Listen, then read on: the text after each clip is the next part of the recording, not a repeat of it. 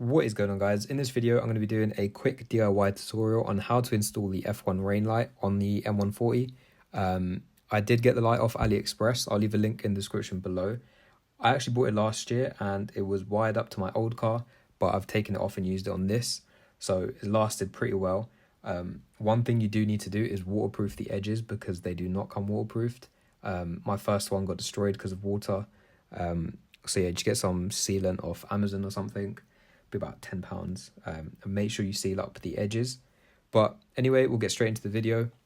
What you want to do is open up the boot and remove the clip, the little panel just covering the light, as you can see here, and it's literally just one bolt that holds the light in.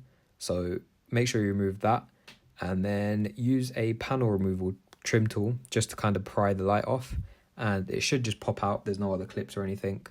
You will probably need to wiggle it around a bit just to loosen it up. And then there's also a little plastic tab where you've taken the screw off. It, like, as you pull it out, you need to try and get it over the screw, but then the edge of the bumper kind of gets in the way, so you need to try and like put your finger in and like really push out the clip, which you can probably see around now. But yeah, it will come off eventually.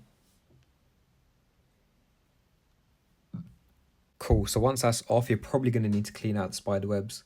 If it's anything like mine, it was filthy. But essentially it's just that one cable that we're going to tap into.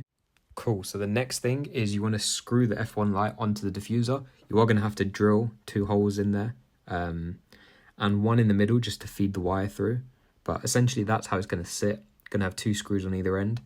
So here you can see us drilling a hole in the center of the diffuser. And that's where the wire is going to feed through. So yeah, just be careful when drilling it. And then you're going to want to feed that wire straight through the back there. And there is a little gap just above the, to the right of the back box, which goes straight up into the light. So that is where we're going to be feeding the wire in. So what I did was I put a long like strip of plastic just down there, so it dangled out at the bottom. And then what we're going to do is tie the wire of the light to that with some masking tape, just so that we can pull it out. And as you can see, it will bring the wire right up to the top, just like that. I'm sure there's more professional ways to do it, but that's just how we ended up doing it. Worked super well. Yeah, just make sure you tape it up pretty tight so that it like doesn't get undone. So yeah, I just used some small black screws to screw it into the diffuser and keep it in place. And then the wire, you just want to tuck it behind the diffuser. If you've got back box delete, it will obviously be a lot easier. But yeah, just make sure it doesn't touch the hot exhaust box. So just tape it to the edge of the diffuser. Cool, so when it comes to the wiring, the F1 light has 3 wires, a black, a red, and a yellow.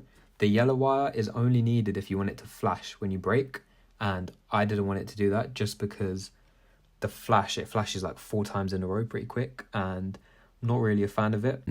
So there's 2 wires you want to tap into.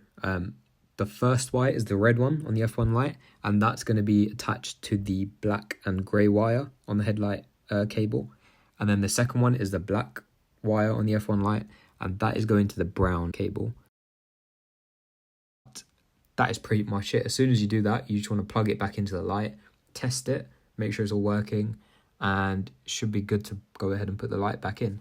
It's a super simple DIY that you can do.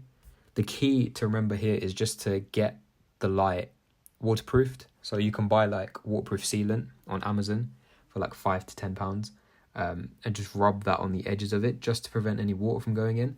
I did buy one first and it lasted probably like 3 weeks before water got inside, and then I realized it was down to the waterproofing. But now that I've done that, it's taken jet washes, the rain, the snow, and yeah, it's all been pretty good. But yeah, I hope you guys enjoyed the video. If you have any questions or need help with anything, drop them either in the comments below, or best bet probably just to drop me a DM on Instagram. I'll leave it in the description below. It's at RP_M140i. But yeah, I hope you enjoyed the video. If you did, drop a like rating, subscribe for more DIY mods on the M140, and I'll catch you guys in the next video. Peace.